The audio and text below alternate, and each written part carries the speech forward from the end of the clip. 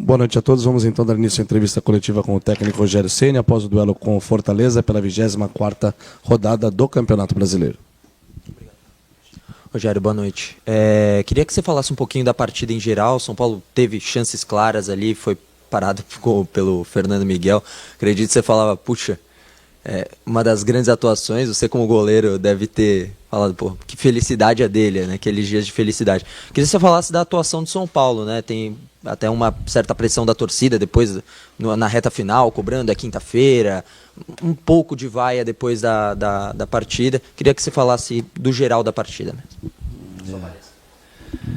Eu acho que foi um jogo que nós controlamos desde o princípio, sofremos um ou outro contra-ataque. Fortaleza teve poucas oportunidades de gol, conseguiu fazer seu gol numa das poucas finalizações que teve, se defendeu bem, mesmo assim, principalmente no segundo tempo, acho que um volume muito grande do nosso time, com chances claríssimas de gol, não vou nem dizer bola na trave, grandes defesas, rebote do goleiro, sobra, a gente debaixo da trave chuta por cima do gol. Acho que teve um controle de jogo bom, giramos bem a bola, com mais velocidade, acho que devido até a garoa, o gramado ficou mais rápido, né? Eles, uma escapada ou outra em contra-ataque, tiveram a felicidade de fazer o gol no primeiro tempo, no meio do primeiro tempo. E nós jogamos como a gente jogou os últimos jogos, sempre com o maior número de oportunidades, criando, tentando fazer os gols, mas infelizmente, mesmo com tantas boas e muitas oportunidades, nós não conseguimos marcar de novo. Rogério, tudo bem? O São Paulo é o segundo jogo seguido que ele tem um volume de jogo bem grande, cria várias oportunidades e acaba saindo derrotado. Para você, é pior essa situação? Te incomoda muito? Assim, 3 derrotas seguidas, nesse momento da temporada, você acha que isso tem alguma explicação e pode afetar o São Paulo nesse confronto de Sul-Americana que é tão importante? Eu prefiro ganhar jogos, mas eu prefiro ver meu time jogando bem contra o Santos. Eu acho que o São Paulo fez do goleiro do Santos uma das melhores figuras em campo. Contra o Flamengo teve boas oportunidades. Hoje, mais uma vez, fez da grande figura do jogo o goleiro adversário. Se nós continuarmos finalizando, criando oportunidades, chegando no gol adversário, tendo sempre chances de gol, eu espero que uma hora a gente tenha um pouco mais de calma, frieza e faça as finalizações que nos deem as vitórias. Repito, o importante é vencer jogos, o importante é ganhar.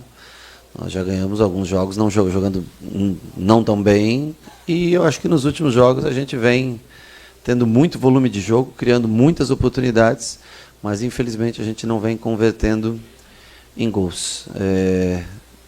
Eu acho que nos momentos bons, né, quando a gente pega 12 jogos sem perder e o time bem, é mais fácil você tá aí próximo e se ajudar. Nos momentos mais difíceis como esse, a gente tem que ter cabeça no lugar, continuar trabalhando, e eu digo a você que se a gente continuar, sei lá, finalizando 15, 20 vezes por jogo e dando poucas oportunidades ao adversário, eu ainda acredito que dessa maneira a gente tem mais chance de conseguir as vitórias no futuro. Mas é chato você dentro da sua casa, 30 mil pessoas, você mais uma vez não conseguir sair vitorioso. Rogério, tudo bem? São Paulo ainda está nas 2 Copas na semifinal, tem decisões pela frente, só que no Campeonato Brasileiro o desempenho está aparecendo, mas os resultados não. De alguma forma isso te preocupa em questão de planejamento? De repente, nas próximas 2 semanas você tem um planejamento de Copa Sul-Americana, você tem que mudar um planejamento para tentar garantir mais pontos no Campeonato Brasileiro, que você já chamou de traiçoeiro, inclusive. Eu tenho que cumprir com o que eu posso. Por exemplo, hoje, 4 dias de intervalo, com 4 dias para o próximo jogo, nós colocamos boa parte do time, principalmente a defesa, montamos ela, usamos os zagueiros, que a gente sempre economiza, porque tem poucos.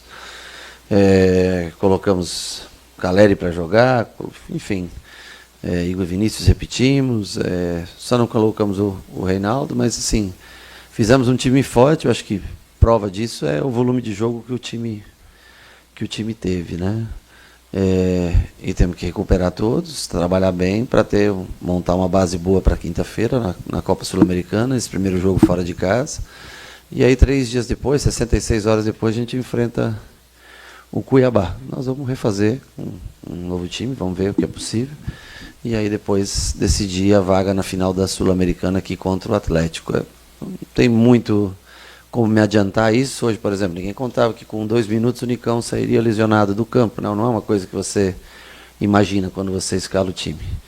Mas eu espero que a gente continue criando na maneira como a gente vem criando, que a gente pare de sofrer gols, porque são poucas oportunidades que os adversários têm contra a gente. Não são tantas oportunidades, mas a gente vem cedendo gols aos adversários. E a gente jogando da maneira como a gente vem jogando, eu acho que existe sempre, com o número de finalizações que a gente faz, existe sempre a possibilidade de você sair vitorioso em próximos jogos. Rogério, hoje é dia 28 e há exatos 10 dias o discurso, quando o São Paulo jogou contra o América Mineiro, era de time de guerreiros depois do apito final. Hoje, já no final da partida, como o Giovanni Chacon falou, era um outro clima. Você foi atleta por muitos anos, hoje você comanda uma equipe que você sabe da pressão, como é que é. Como que é não deixar esse ambiente externo, que é tão instável, que muda de dia após dia, entrar no vestiário e prejudicar um time, enfim, no andamento dos campeonatos? Bom, eu vi o ambiente externo que eu vi durante todo o jogo, o torcedor incentivando, gritando. O que mudou foi que nós perdemos os jogos, né? E é natural quando você perde. O futebol ele é emotivo, impulsivo, o futebol, né? Então, em algum momento nós ficamos chateados aqui dentro do vestiário, porque a gente bate nos adversários e não consegue vencer. É natural que o torcedor também no final do jogo fique chateado, mas ele está sempre junto da gente, está sempre nos incentivando. Hoje uma tarde fria aí, que mudou o tempo drasticamente de manhã para a noite. E teve mais de 30 mil pessoas hoje no estádio incentivando o time. A gente é que lamenta não poder entregar uma vitória para o torcedor. Agora, o que eu posso te dizer, né? Nós estamos chegando na frente do gol, nós estamos tendo as oportunidades, né?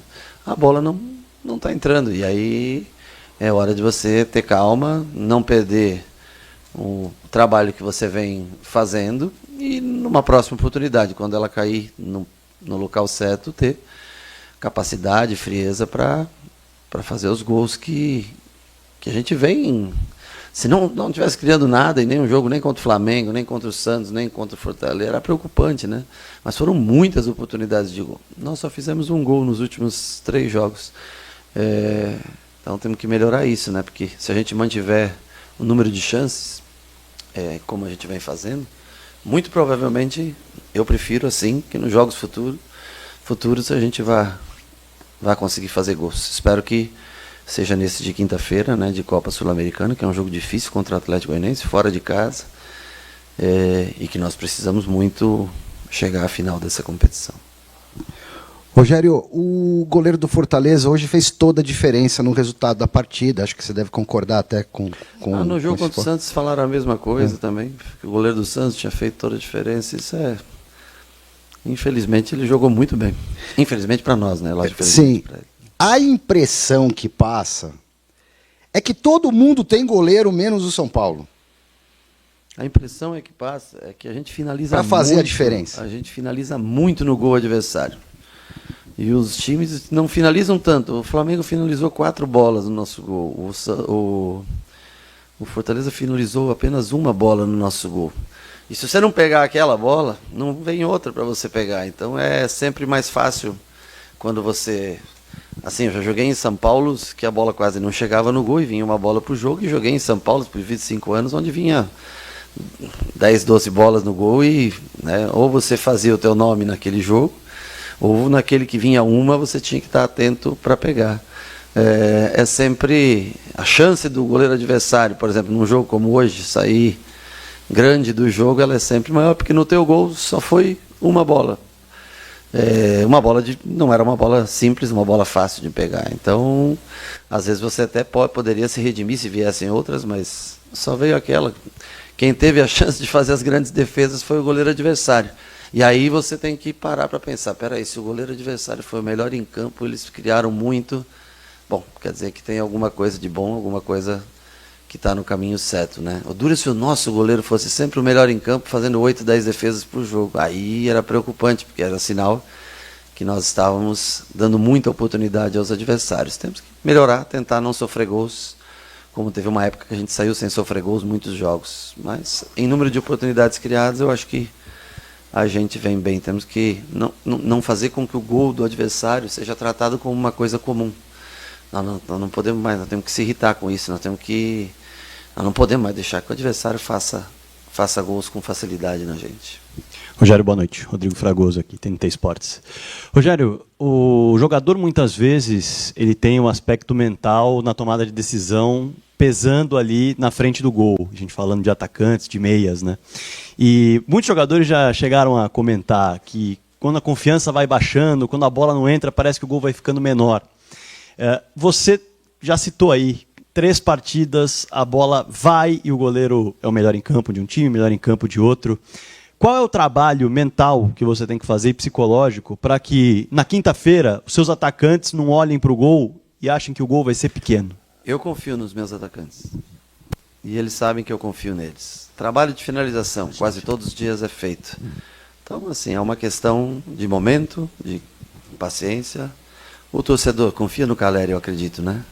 Confia no Luciano, confia no Nicão, no Patrick, enfim, quem jogue nessa função. Eu acho que o torcedor tem confiança neles. O torcedor fica chateado, fica irritado e triste porque vê seu time perder. Mas eu tenho certeza que o torcedor confia nos jogadores que fazem, na maioria das vezes, as definições a nosso favor, que são os jogadores que jogam mais próximos do gol, né? Que quinta-feira a gente possa mudar isso, assim como foi contra o América, começo de jogo, já fizemos 2 gols de cara, depois acabamos sofrendo diante das circunstâncias do jogo, né? Mas que eles tenham calma, lucidez para voltar a fazer os gols que foram feitos por eles tantas vezes e deram as vitórias para a gente. Rogério, boa noite. O que esperar do Atlético Goianiense, que ontem mandou o Jorginho embora depois de perder o clássico para o Goiás? Um time competitivo como é o Atlético, velocidade pelos lados, no mínimo 2 velocistas, um de cada lado, ou um 9 mais rápido, ou um 9 de referência, com meia de armação, que é o Jorginho. Eu não sei se contratou já outro treinador ou não sei se... Eduardo Batista, eu não sabia, deve ter sido muito hoje, assim, porque até a última vez que eu tinha visto não tinha nenhum treinador contratado. A gente tem mais ou menos já enfrentou o Eduardo pelo Mirassol e pelo Juventude, se eu não me engano, esse ano, né? Então a gente mistura o conhecimento que a gente tem do treinador, aliado à característica da equipe, que também não se muda de uma hora para outra, né? Para a gente decidir o que é melhor para a gente, como a gente deve jogar contra o Atlético. Boa noite, Rogério. É inegável que a gente escuta cada vez mais a importância da bola parada num jogo de futebol. São Paulo, somados os 2 últimos jogos contra o Flamengo e no de hoje, teve 24 escanteios, 17 contra o Flamengo e 7 hoje contra o Fortaleza. E acabou não fazendo gol assim, já há um tempo não faz um gol de escanteio. Você falou numa coletiva aqui sobre o quanto te incomoda o escanteio não ser batido da forma certa. Eu queria saber por que você acha que isso tem acontecido, o quanto o seu time tem treinado essa bola parada, uma análise geral dos escanteios do São Paulo, por favor. A gente trabalha bastante, é uma das coisas que a gente mais trabalha, determina, estuda sobre o adversário. Ele não fez gols, mas hoje você pode ver que o goleiro fez uma defesaça na cabeçada, acho que do Galopo, né? Foi, né? Mais os laterais do Reinaldo, quantas bolas desviadas que sobraram para a gente colocar a bola para dentro, né? Contra o Flamengo nós fomos muito mal nos escanteios, nós não conseguimos acertar o ponto da onde nós tínhamos determinado. Hoje nós já fomos, acho que melhor, apesar de não ter uma quantidade tão grande, mas já fomos melhor, criamos oportunidades nesses escanteios para fazer gol. E também não são escanteios, são faltas laterais, frontais, enfim, né? Todo tipo de bola parada, eu acho que tem uma influência muito grande no resultado final dos jogos, né? 30%, 40%, 50% dos gols são feitos dessa maneira. Nosso time não tem como característica ser um time muito alto, né? Não é um time que foi constituído assim. Nem tem batedores tão especializados assim como outros times têm. Mas hoje nós tivemos a oportunidade de fazer gol de bola parada.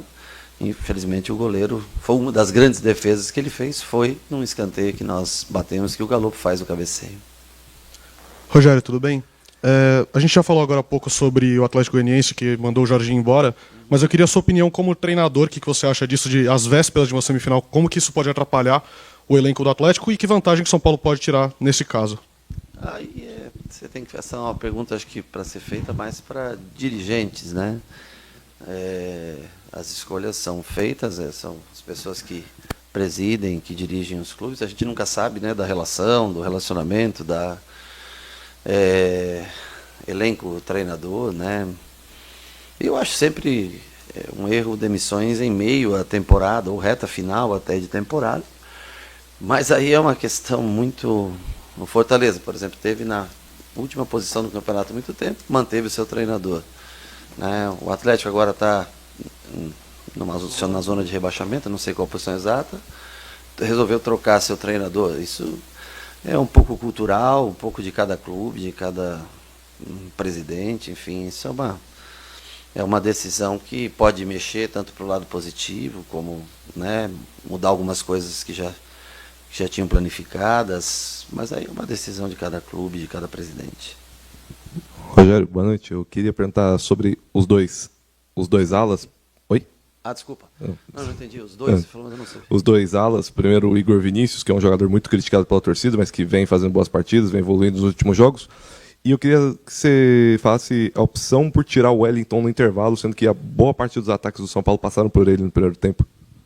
Uma coisa é a quantidade de ataques passar, outra coisa é a qualidade. Eu acho que melhorou no segundo tempo com Patrick e Reinaldo, não sei. Minha opinião, assim como outras vezes o Reinaldo vinha jogando no primeiro tempo, o Wellington entrou e melhorou o jogo. Então eu achei que a saída do Galopo, que jogava por aquele setor, aliada ao Wellington, nós tínhamos a corrida do Wellington, que é muito boa, né? A profundidade que ele dá, mas nós não levamos quase perigo ao adversário, ao Fortaleza, naquele setor, né? Alguns cruzamentos um pouco baixos, primeiro pau, sendo afastados com facilidade. Eu achei que nós levamos mais perigo quando nós tínhamos Reinaldo e Patrick, com muitas jogadas combinadas, né? Eu acho que nós somos mais superiores. Se você pegar primeiro e segundo tempo, eu acho que nós tivemos mais oportunidades de chegar ao gol no segundo tempo. São alternativas que você vai durante o jogo, vai tentando também. E Patrick vinha de 2 jogos quase inteiros, né? Foi contra o Santos, acho que foi inteiro o jogo dele, né? E no último ele saiu já pelo cansaço. Então, assim, para começar com os dois, talvez os dois não aguentariam até o final, né? E então eu resolvi colocá-los no segundo tempo. Mas eu acho que nós levamos mais perigo mesmo constante ao adversário. Depois das trocas, eu acho que nós fomos mais efetivos. Tivemos mais chances reais de gol depois das trocas com jogadas pelo lado esquerdo no dia de hoje. Rogério, boa noite. Eu sei que foge um pouco da sua alçada, mas você comenta sobre esse assunto. O São Paulo essa semana, né, teve essas transações na Europa que acabam trazendo um pouco de valor para o cofre do time. Como é que você vê essa situação também, né, desses jogadores, né, no caso do Casemiro, agora do Antony também, esse dinheiro a mais que entra em caixa? E aí eu queria emendar mais uma pergunta. O Luizão, ele ainda não renovou o contrato, né? E você falou na saída do Marquinhos que jogador da base que não tivesse essa renovação, né, poderia até mesmo acabar não jogando. Tem alguma coisa a ver ou não? Eu nunca falei isso, eu não lembro de nunca ter dito isso. Isso foi uma suposição que foi feita, mas eu nunca dei uma entrevista dizendo que jogador... complementa para mim. Não, o que você falou? Do Marquinhos, quando o Marquinhos saiu, sem renovação, não jogaria. Eu nunca falei isso, nunca saiu da minha boca essa frase. É uma suposição de vocês. Eu acho que eu ponho para jogar os jogadores que estão aqui no elenco. Se por acaso não houve renovação ao longo dos anos, né, ao longo desse período, eu não sei como é que é de cada contrato, acho que tem diferentes situações. O Igor Gomes também joga comigo e tem um contrato vencendo agora em março, né? Aí é uma questão da direção com os jogadores, tentar acertar. São jogadores que seriam importantes, renovações, porque são investimentos do clube, né? E que poderiam gerar lucro futuro para o clube, mas aí, como você bem falou, foge da minha alçada, né? E o dinheiro que vem, eu também não sei quais são as urgências que o clube tem, né? Se você for olhar para o todo da dívida do clube, é um percentual, apesar de grande, né? De valor bom, né? Mas é um valor ainda pequeno, né, para tamanho das dívidas do clube. Mas eu não sei, com relação às renovações, aí são negociações que giram mais ali em torno do Rui, do Belmonte, presidente, com os jogadores. Eu não tenho condições de falar mais a fundo sobre essas negociações. Encerramos então com o técnico Rogério Ceni. Obrigado a todos pela presença. Uma boa noite.